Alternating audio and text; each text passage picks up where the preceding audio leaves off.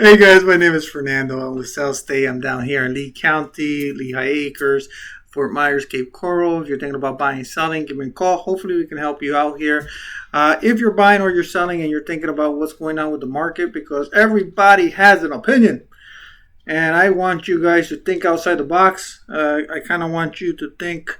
Um, Logically, if you will, and then you could tell either me or you can share information why you agree or disagree. I'm good to go either way, as long as it's logical and you can explain your format. I could be wrong, and hey, you might have something to share that I really didn't think about. So let's talk about the numbers here.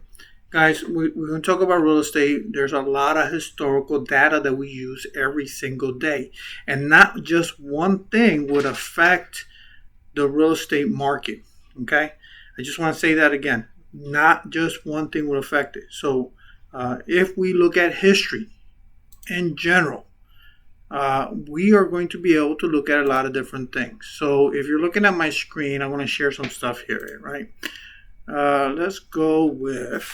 All right, let's just look at historically the average home sales since 1965, and that's right, it's about 20,000 depending where you were at, what's your location, what's your neighborhood, it's about $20,000.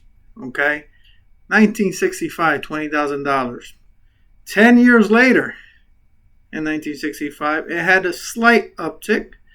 It's probably, if I'm looking at this, and I'm going to guesstimate around 35,000, 30,000. So it had an increase in, 5 years. If we do this every 10 years, we can look at that it goes from 1970 to 1980. We have an upswing. It went up in price. And homes is always one of the biggest things that we can have that will not only appreciate, but it pays on the mortgage and everything else. So it goes up in valuation. It's how we build wealth throughout all of history. 1980s to 1990s, guess what happened? It went up in price. 1990 to 2000, guess what? It went up in price. 2000 to 2010, guess what? It went up in price. This big bump right here, everybody sees it. We know that was a housing crash, right?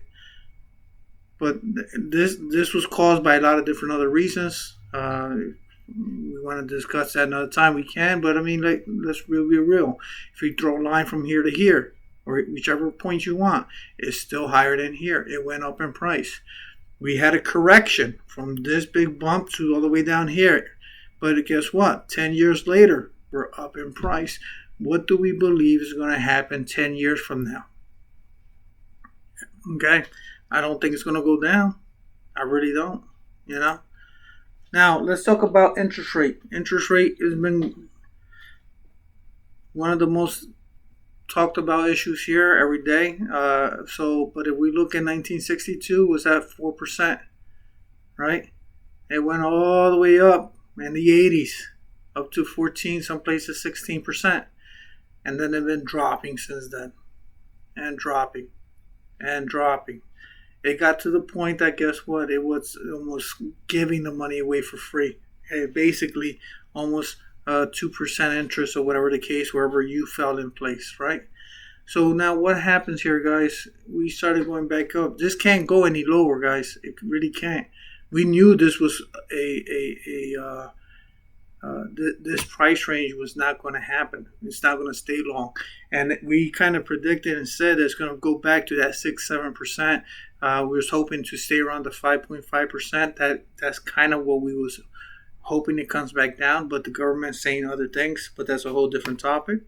But now we know we're at 6.5-7% right now. The government's still talking about another hike rate for inflation.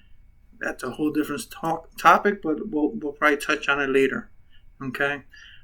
So now we're going to be talking about a little bit with a couple different things. My brain goes in 5 different directions at the same time. Not one thing holds. There's not. Yeah, I'm going to restate this here. There's not one thing that will cause prices to come down. There's a multiple There are multiple items that can happen that will make something crash. We're not doing that. So we're trying to slow it down. We're trying to reduce stuff, right? But it's not happening quickly. So the government raises the rate to slow down the buyers or have less buyer demand, if you will, because prices go up, and that same money that they were going to use 2 months ago is probably more expensive on a monthly base. So there's less buyers in the market, right? So with that being said, other items that will affect pricing in addition to interest rate will be unemployment, migrations. We're going to be looking at the rental market, right? So we already know interest rates going up. We know they're slowing it down purposely to try to battle inflation, but inflation is going up. So that same property, you make it more expensive, but you have to spend more to buy that property. So it's ridiculous, but it's kind of plateauing just doing that. So we look at unemployment, because if you look at unemployment, if somebody's unable to pay their mortgage because they have no work, then that means that there will be more foreclosures. And even though that there's always a statistic of foreclosures because of health, death, other related items, then we have to figure out, well, if there's no jobs, then people can't pay their mortgage. The problem is, right here in Florida, we're at 2.5% in December. There's work, so people are working. People are paying a mortgage. People can live, and so forth. Inflation was kicking our butt right now, right? So we're gonna have to go through migrations. Well, we know people are coming from California. Same thing with Texas, Illinois, Michigan. Everybody's coming to Florida. Why? Well, we've been number one. 5 years straight, people coming in. We're averaging about 692 people, per day, or families, if you will, per day moving into Florida. That causes housing shortage. People got to rent somewhere. People are working. People are renting. Housing has to sell, right? So what happens with houses? Prices are going up. Rent goes up. They're tied together. All of this is tied together. People are moving into the state. People have work. There's no unemployment is super low. The interest rate, even though it's going up, inflation is kind of countering it. And, it's kind of like, okay, so what do? We got to pay the rent. Prices go up, I just try to simplify things as much as I can, and just gotta try and think it out loud and saying, okay, then what's causing everything to go down?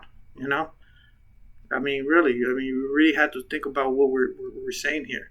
Rent prices in a major city, they're going up. Look, it's 1997. Rent goes up, goes up, goes up, goes up. It doesn't really go down. You have areas like this that it will stagnate. And guess what? This is the 2005, 2008 era where the housing bubble was at. And what happened? Rent still kept going up. It still goes up. 2020, we have a spike. Why? COVID. Right? So we'll see a price correction. It probably plateaus. So again, we have to think this out loud. Okay, we know this is happening. We know rent has never really gone down. It finds a floor, it bounces up a little bit there, and then guess what? It goes back up. Same thing. Rent goes up. Okay, we'll go back to the history. Hey, what happens? Yep, prices goes up. What do we really think is going to happen in the next 10 years or next 7 years? By 2030? I believe we're going to go up again. I really believe that we're having a floor. And if you're trying to do generational wealth, and let's be real, if I buy a property now, guess what? 10 years from now, 20 years from now, 30 years from now, that's generational wealth, guys. We have these fluctuations here, but you can almost see straight lines. Go from 10 years, boom, boom, boom. All right, guys.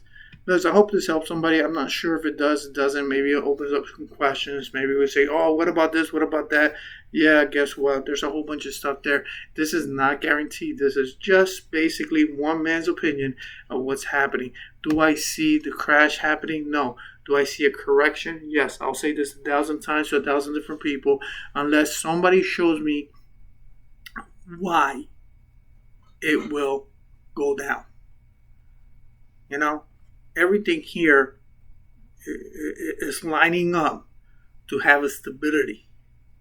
And unless somebody shows me and has data to support your argument, to show me, well, no, that's not going to happen because this, I'll listen.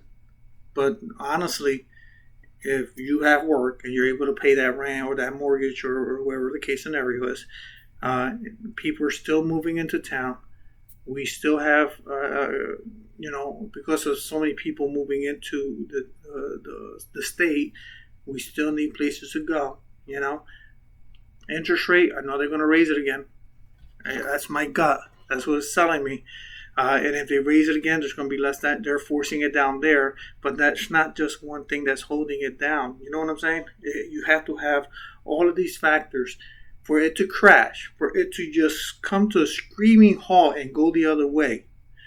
You have to have more than just one thing. Interest is basically they're hoping to slow down inflation, but it's causing other issues. That's why the mortgage goes up.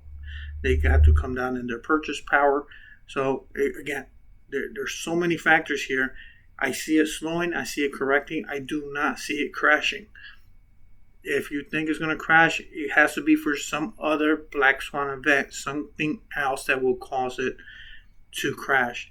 That it's not the norm, So hope this helps somebody. If you're thinking about selling, you're thinking about buying, it gives you a reason why to price things correctly, as well as how to buy correctly. Okay, guys. God bless. Love you. Have a great day.